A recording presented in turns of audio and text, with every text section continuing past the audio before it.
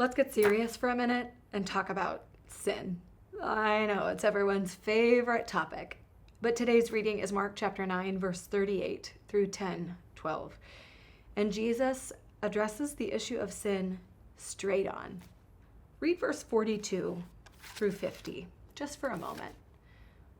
And Jesus paints this drastic picture to help us understand something.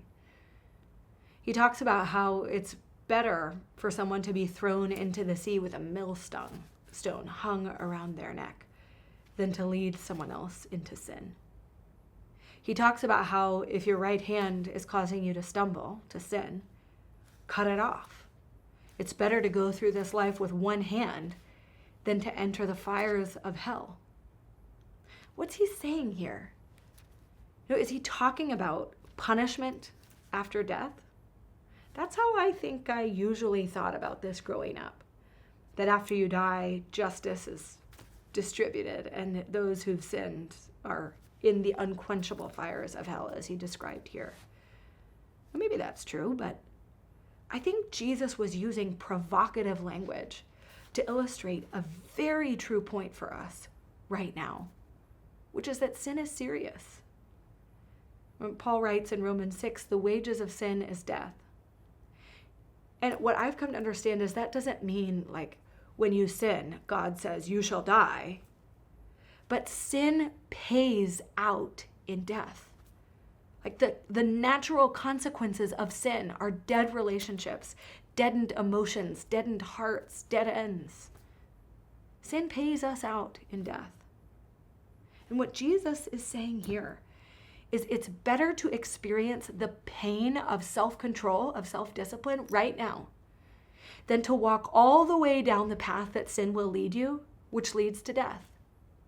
So can you cut it off right now before sin fully flowers into the destruction it will wreak in your life? A classic example is this, flirting with somebody outside of marriage. It feels so small, like so unnoticeable, to flirt in a text message or to dress in a certain way at the office because it feels good to get that attention. And that's like when he says, if your foot causes you to sin, cut it off. Like stop it there before it grows into anything else, because sin is serious. Sin is sneaky. It's subtle, and all of us are prone to self-deception. All of us are prone to thinking that the early stages of sin are no big deal. But the way sin works, of course, is that it blinds us.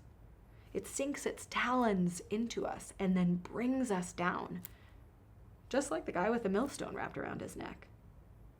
So what Jesus is doing with this provocative language is saying, wake up.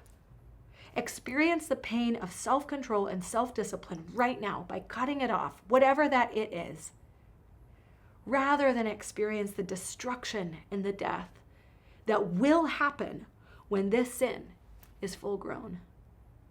We don't talk about sin a ton around here. We don't challenge ourselves to hold up the mirror and ask God to convict us, but that's what I want to do this morning. As you're sitting with this scripture, ask God, where are the little seeds of sin in my life?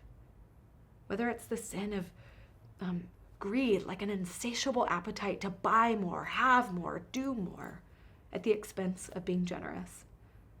Whether it's about lust, whether it's about gossip. If you know that when you go to that lunch with those women, you're going to gossip and talk badly about other people, Jesus says it's better for you not even to go to lunch, to be left out of that group altogether, than to go and indulge in that kind of conversation. What is it for you?